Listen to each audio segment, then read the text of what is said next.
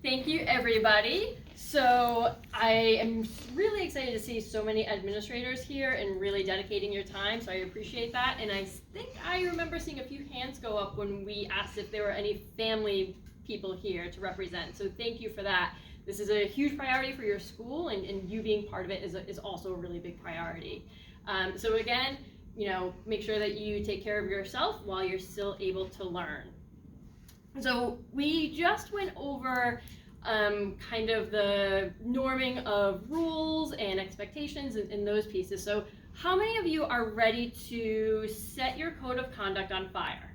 Because it's all don't do this, or it's all over the place. Yeah. All right. Well, don't do that. Okay.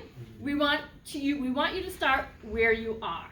All right. So you're going to build on your code of conduct that you currently have, with the feedback from your teachers and from your family members.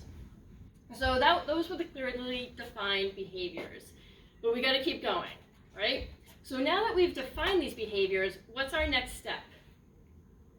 Anybody? Probably Decide how we're going to punish them. Yep, or I mean, how are we going to deal with it? How about that? Punish, yes, but we want to be able to deal with that behavior. And we want to make sure that everybody's doing it the same way.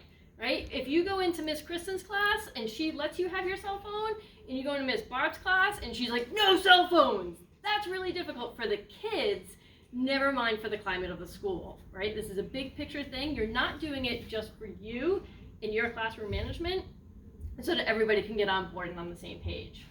So are all staff knowledgeable of what's happening?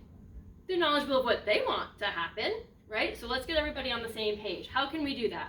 What are some ways that you in your schools communicate consistency? How do you get that consistency for teaching math lessons, for your ELA curriculum? What does that look like for your school? We have common planning time. Okay. And we kind of like talk about it and have like assessments and stuff. Like a norming time? Yeah. Can you imagine if you had common planning time for behaviors? It's a good idea. Would that be helpful? Yeah. Probably. That's what I want you to think about as we go through this. You should be taking the time to get feedback from your teachers so that everybody has a consistent understanding of what happens. And part of that could be a flow chart. I love flow charts, right? You can't make a mistake with it. It's either yes or no. Where are you going on it? So we just had up those three pieces. We're going to go through those flow charts, but it comes in two pieces, right? The staff response and then how we're tracking that behavior. We want to make sure that the staff response is consistent to the behavior that's being shown. So a little checklist of things that we want to make sure that we're doing, right? Is there an agreement between what is a classroom issue and what is an office issue? Is there agreement regarding what the different steps look like? The data decision rules for intervention and support selection. What does that mean? Those are a lot of big words in there. What does that mean?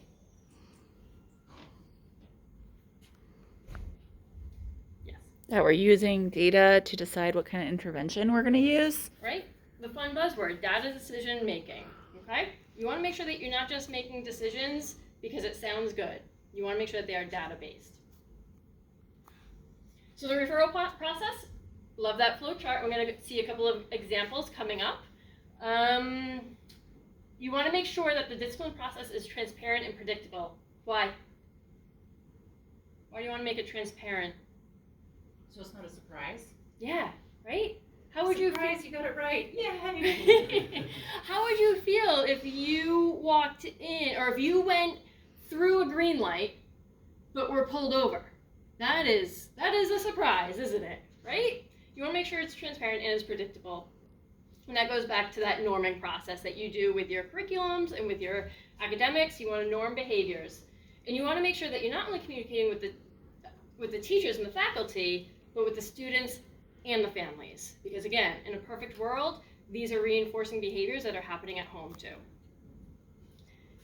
And when we have communication, what does that build? It builds trust between the staff and the students, right? If they can trust you, they'll hopefully respect you, and we have a better climate overall. So these are just some things that you should consider when you are going through this process. You have access to this in your folder, so we don't have to go through a whole lot of it. But are any of these pieces that really stick out to you that, like, oh, we don't look at that, I need to make sure I highlight that? What do you mean by is the discipline form different for minors? Oh, excellent question. Thank you. So in the first section, we talked about the continuum, and is it a major one or is it a minor one? So are there different forms for an in-class discipline versus an office referral? What does that look like in your school? It could be different. And if you do have a different one, how are those minor infractions being reported still? Because we still want to track that.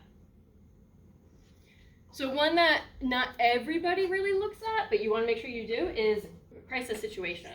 When it gets to really major, what does that look like in your school? And it's not just lockdowns, because we all have those, but what's going to happen when a child is harming himself or others, right? And my favorite examples of flowcharts. Flowcharts are great, don't get me wrong. I really do love them, but you want to make sure that you are paying attention to also those gray areas. Not every single situation, not every child will fit into this flowchart. So part of that norming, you want to make sure that you are taking that into consideration. And when you're using this, as a teacher, going through a situation, reflecting on that situation, where could you have done better, right? Does the flowchart need to be changed? As you're reflecting back on the entire process, did this work for that situation? If it did, great. What happens if it didn't? Are you going back and are you checking it and are you adjusting it as needed? Does anybody have a flowchart that they use? No? So is this something that you are going to put onto your action steps to make sure that it gets done? Great. Who are the people that you are going to include in this process? Is it just the people in this room? So it should probably be like everyone. Right? Going right back to that consistency and communication. So you might not have your entire school faculty and staff in the same room developing this, but make sure that you're sending it out, getting feedback, and then bringing it back and acknowledging that feedback and making those changes if they're appropriate. Some of the feedback you might not need, maybe it's not necessary, but you want to make sure you acknowledge it, right? Because this is not a one-size-fits-all, and you do need the support of your entire school staff to make these. And again, specifically because they are minor and major, they're in classroom and the administrator ones, you need to make sure that my lovely administrators who are in this room are also part of that norming process. Another one, they love stars. Stars are great. And then just the continuum, so the different levels of how it happens, right? There's all different examples. You can find these on the website and in your manual. So for the next 15 minutes or 25 minutes, you are not going to get this fully accomplished. Know that now. This is a starting process. I want you to start to look at your behavior violations, your norming of that, and your flow chart. And when I say that, what are your action steps to get there? Don't develop it. Please don't do that. But what are your action steps to get to that process so you can start to develop those pieces? Any questions? Great. Get to work.